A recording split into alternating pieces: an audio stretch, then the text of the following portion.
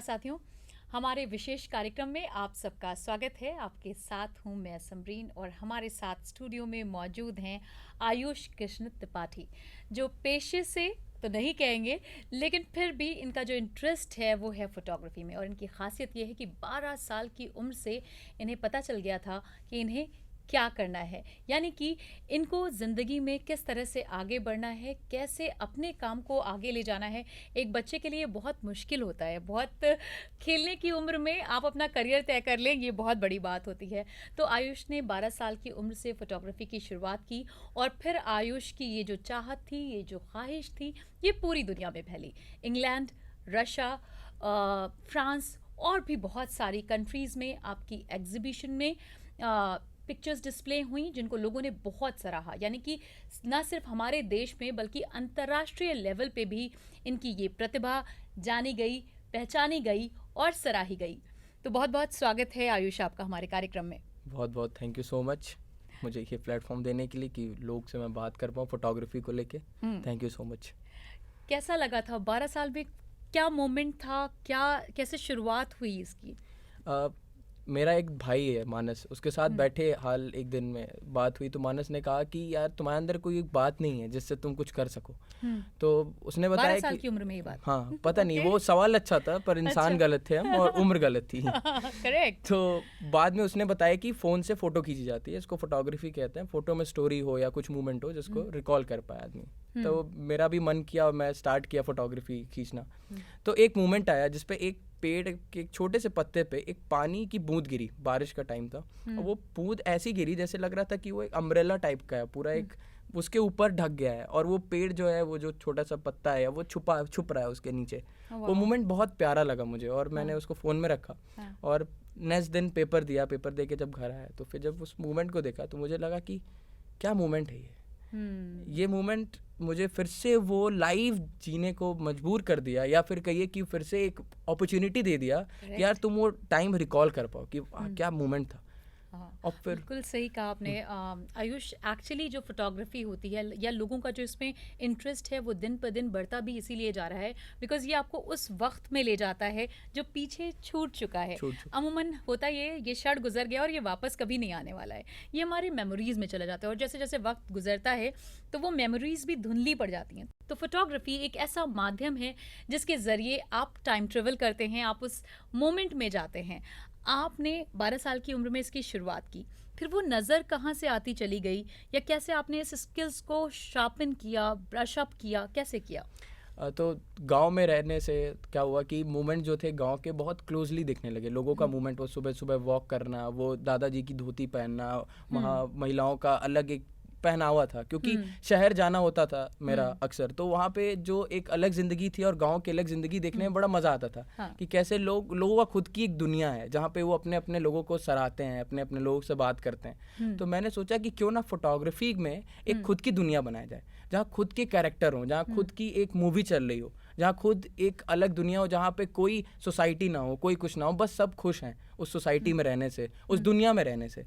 तो फिर वहाँ से धीरे धीरे मूवमेंट्स को कैप्चर करना स्टार्ट किया। यूट्यूब ने बहुत हेल्प किया, वहाँ से एडिटिंग सीखी। फेसबुक पे आए, फेसबुक से लोगों से बात की, जैसे जो फोटोग्राफर थे उन्हें मैसेज करना कि सर मेरी एक बार फोटोज़ देख लीजिए प्लीज़ भैया, एक बार फोटोज़ देख लीजिए। तो वो लोग देख के लिखते थे कि और थोड़ा इस पर काम करो, यहाँ पे काम करना चाहिए। तो और भी लोगों से कनेक्ट हुए। इंस्टाग्राम का बहुत इसमें हो रहा। धीरे धीरे धीरे एक टाइम आया जब लगा कि हाँ कुछ तो है जो हो रहा है, ये क्या है समझ नहीं आ रहा है। क्योंकि उस टाइम पे पियानो भी बजाने का शौक था, पेंटिंग करने का भी शौक था, लेकिन उसमें वो एक किक नहीं आ रही थी, वो फील नहीं आ रहा था। लेकिन जब फोटो खींच के वो मोमेंट को सेम टाइम पे लिव करना और फिर उसके बाद फिर से रीलिव करना थोड़े देर बाद, वो जो एक मोमेंट था, वो जो फोटोग्राफी ने दिया है उस टाइम पे, तब मुझे लगा कि हाँ ये ऐसी एक चीज़ है जो मेरे अंदर आ गई है और ऊपर वाला करे ये हमेशा रहे और इसमें कुछ किया जा सकता है। फिर नहीं पता था कि इसमें फोटो जर्नलिज्म भी होता है, इसमें फैशन जर्नलिज्म भी होता है, या फिर जर्नलिज्म छोड़िए फोटोग्राफी में भी कुछ होता है। ये कुछ भी नहीं पता था, फोटोग्राफी शब्द नहीं पता था, बस पता था कि फोटो खींच के बड़ा मजा आ रहा है, बड़ा मजा आ रहा है। ये था जो अंदर है वो आप बाहर दिखा पा रहे हैं, या जो आपके अंदर की भावनाएं हैं वो पिक्चर्स के माध्यम से आप लोगों तक पहुंचा रहे हैं। आयुष, एक चीज़ मैं आपसे जानना चाहूँगी कि जनरली एस्थेटिक सेंस की अगर हम बात करें तो जब हम देख रहे होते हैं तो ये मेरे लिए एक सिंपल सीन चल रहा है, लेकिन इसको जब एक टेक्निकल इंसान देखेगा, एक कैमरामैन देखेगा, एक फोटोग्राफर देखेगा, तो उसके नज़रिए में क्या डिफरेंस होगा? बहुत सी डिफरेंस होता है। देखिए आज के टाइम पे हम सबके पास फ़ोन है, जितने भी ह्यूमन बींग हैं, आज छोटे से बच्चे से लेके बड़े तक सबके पास फ़ोन है, सब एक व्यूअर हैं। किसी के पास विजन नहीं है, जो विजन जिसमें आ जाता है वो फोटोग्राफर हो जाता है। हम सब देखते हैं, नॉर्मल आदमी देख रहा है, जैसे एक नॉर्मल टीवी है, 2 बच्चे उसको देख रहे हैं टीवी को, तो बहुत नॉर्मल व्यू है, उसको आप फोटो खींच लिए, बहुत अच्छा एक मोमेंट आ गया। लेकिन फोटोग्राफर ये देखता है कि उस टीवी में चल क्या रहा है, क्या उससे कोऑर्डिनेट हो रहा है वो मोमेंट, क्या बच्चे कार्टून देख रहे हैं तो जो भी वो फोटो देखेगा उसको अपना बचपन याद आएगा, या फिर वो टीवी में क्या नेटफ्लिक्स का कुछ चल रहा है कि फिर ये बताए कि भाई आज के बच्चे कुछ अलग देख रहे हैं। तो जो फोटोग्राफर होता है वो एक स्टोरी ढूंढता है, और जो व्यूअर होता है वो एक मूवमेंट ढूंढता है। तो एक फोटोग्राफर जब कुछ चीज़ को देखता है तो एक स्टोरी को कनेक्ट करता है कि जो दूसरा आदमी जब देखे उसको, तो उसको लगे कि हाँ यार ये तो टाइम मेरे साथ हो चुका है, या तो ये कुछ तो हो रहा है, इसको समझता है उस लेवल पे जाके। तो फोटोग्राफी ये मेरे साथ। क्या बात है। फिलहाल वक्त है एक ब्रेक का। ब्रेक के बाद हम आपसे दोबारा जुड़ेंगे, बातचीत का सिलसिला जारी है। हमारे साथ इस वक्त स्टूडियो में है आयुष।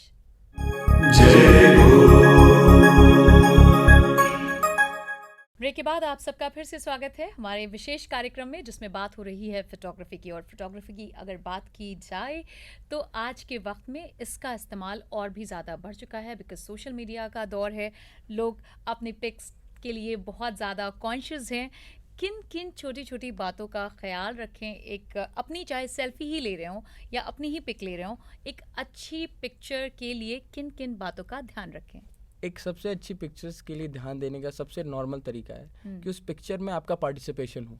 जब आप सेल्फी भी लें तो आप उस मोमेंट में हो और आपको लगे कि आप सेल्फी ले रहे हैं, आप उतने खुश हो के उस फोटो को लें।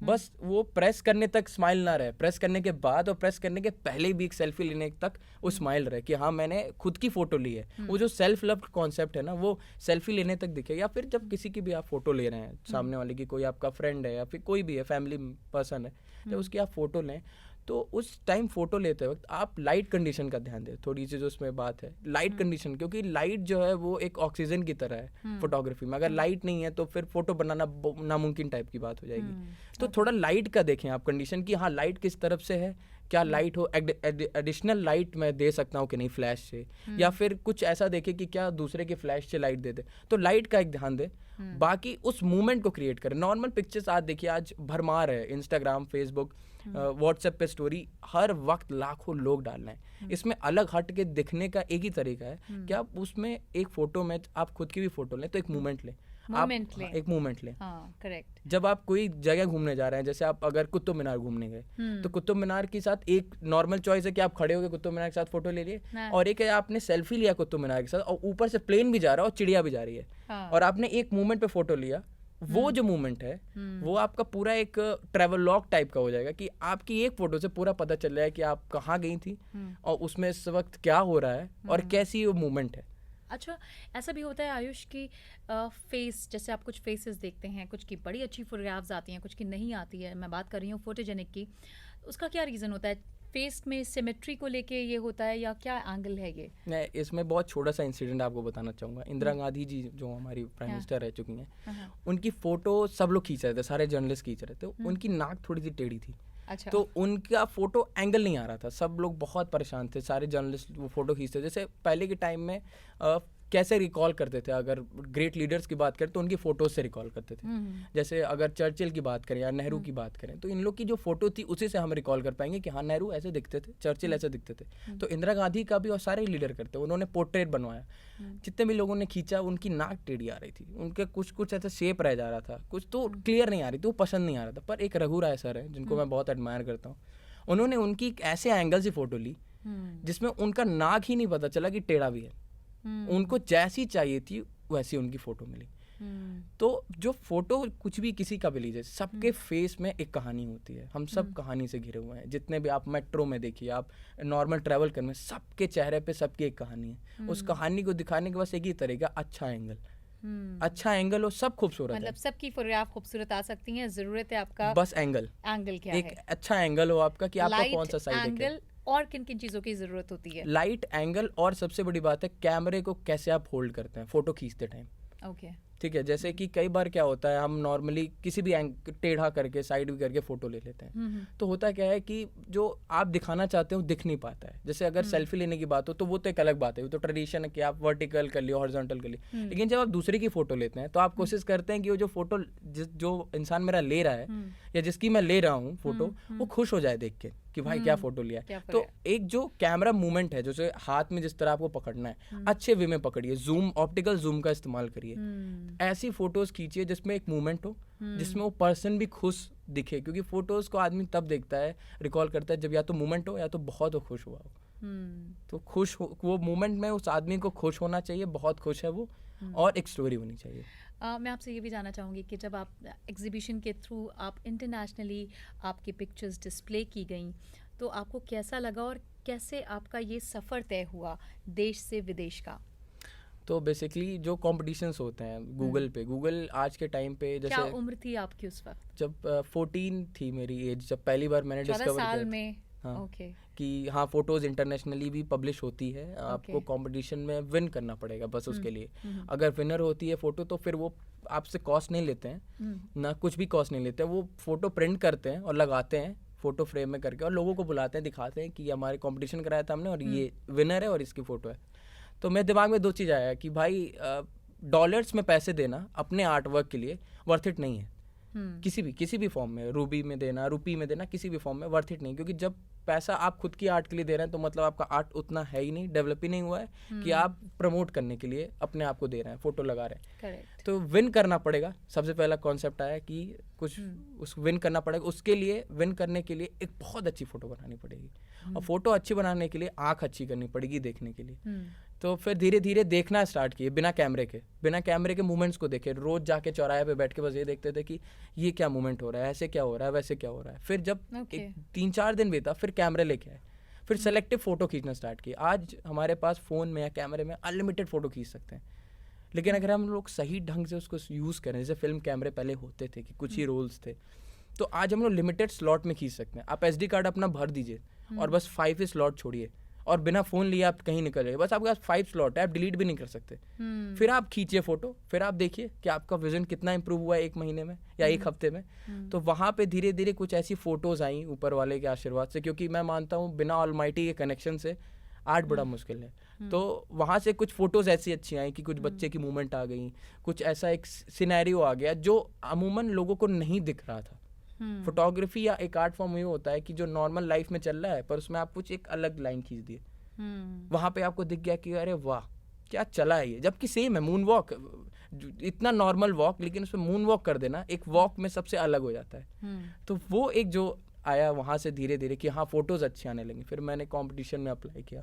इंडो रशिया का एक कंपटीशन था इंडिया में, इंडिया से बहुत लोगों ने भरा था, सबने, मैंने भी भरा, सारे मेरे दोस्तों ने भरा। वहाँ रशिया में फ़ोटो लगने वाली थी, तो वहाँ पे 3 आया, फर्स्ट सेकंड थर्ड। फर्स्ट मेरा था, सेकंड मेरा था, फर्स्ट रशिया के किसी फोटोग्राफर का, और थर्ड कोई US के थे।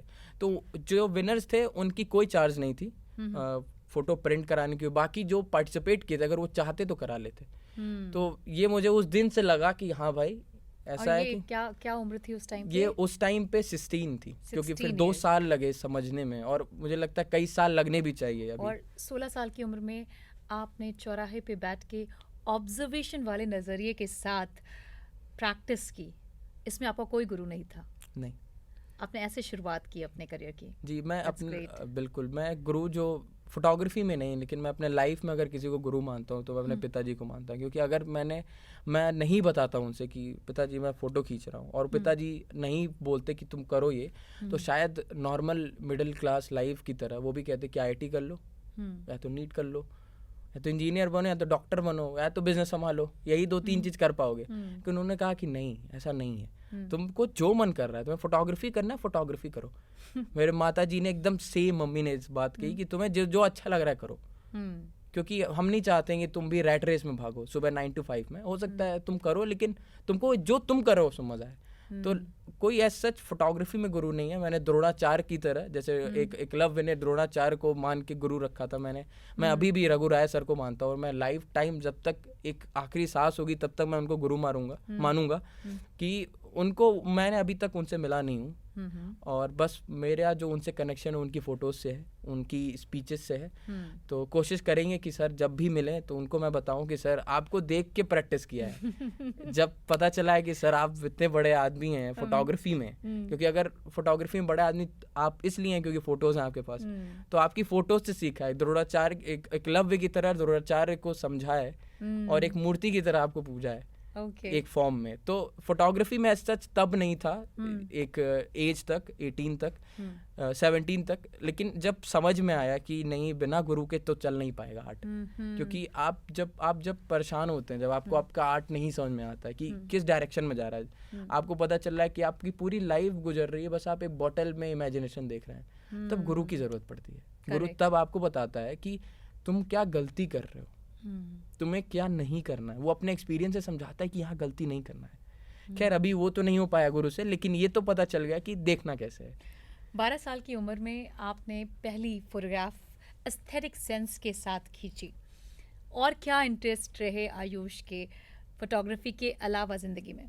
फोटोग्राफी के अलावा ज़िंदगी में म्यूज़िक का बहुत शौक है, सिनेमा का बहुत। सिनेमा में सत्यजीत रे साहब को मैं हर दिन, कोई ऐसा दिन नहीं जाता है, कोशिश करता हूँ मैं कि पाथर पंचाली या फिर अपू ट्रिलॉजी का कोई एक सीन देख के सोना, कोई एक सीन है। क्योंकि वो जो कनेक्शन जो रे साहब के मूवीज़ से है, फिर मार्टिन स्कॉर्सेज़ की गॉडफादर से है, या बड़े अच्छे डायरेक्टर की मूवीज़ से है, वो क्यूरियोसिटी ना फोटोग्राफी में भी हेल्प करता है कहीं ना कहीं, आपको नए सीन देखने में, एक नई ज़िंदगी को समझने में कि हाँ फोटोज़ तो ठीक है, वीडियो में भी काम हो सकता है। आप जो फोटो से स्टोरी बता रहे हो सकता है आप वीडियो में ही बता रहे, क्योंकि वीडियो भी एक फ़ोटोज़ का समअप है पूरा, तो उसमें भी काम हो सकता है। तो वो नए नए आर्ट को डिस्कवर करना, सिनेमा में इंटरेस्ट रखना, म्यूज़िक में इंटरेस्ट रखना। कुछ साल बीते, 1 साल तक मुझे बहुत इंटरेस्ट था पियानो बजाने का, लेकिन फिर मज़ा नहीं आया। एक टाइम आया बहुत पियानो बजाया पर नहीं आ रहा था, वो हो ही नहीं रहा था, क्योंकि था ही नहीं। हो सकता है वो आगे चल के तमाशा वाली लाइफ हो कि 9 to 5 कर रहा है पर अचानक से समझ में आर्टिस्ट है,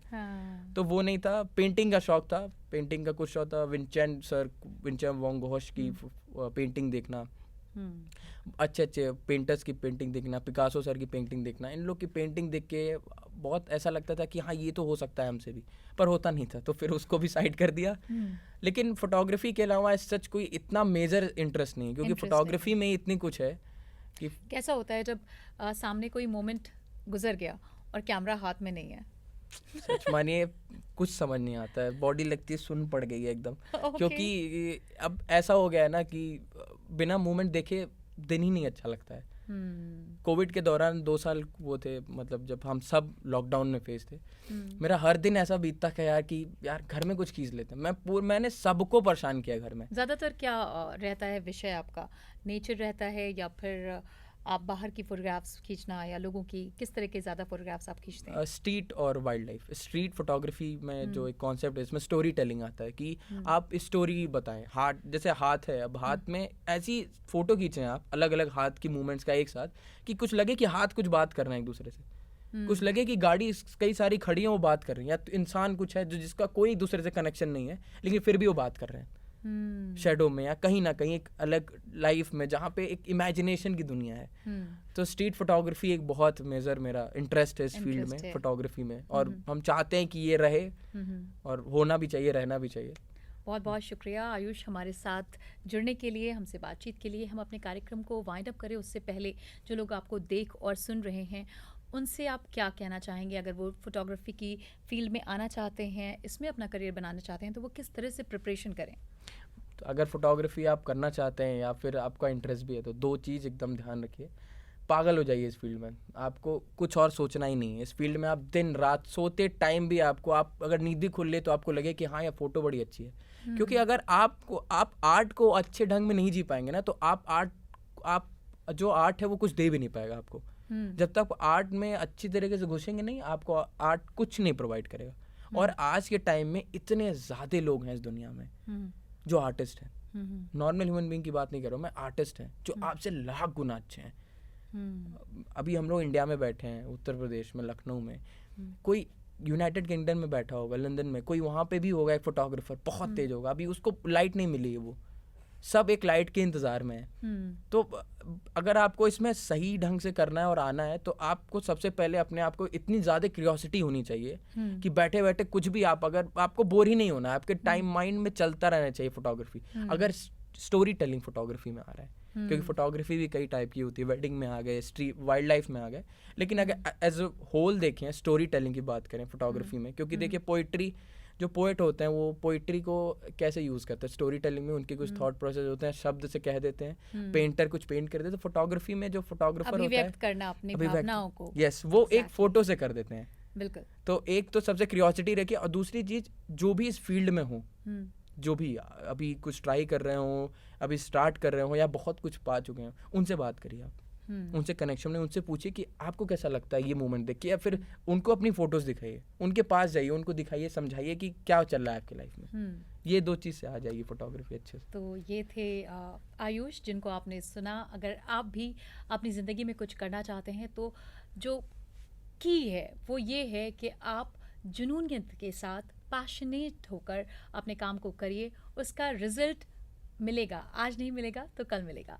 इसी के साथ हम अपने इस कार्यक्रम को यहीं पर वाइंड अप करेंगे। अगले एपिसोड में आपसे फिर मुलाकात होगी किसी नए मेहमान के साथ, नई बातचीत के साथ। आप सुनते रहिए और देखते रहिए रेडियो जय घोष। आयुष, बहुत बहुत धन्यवाद आपके आने का।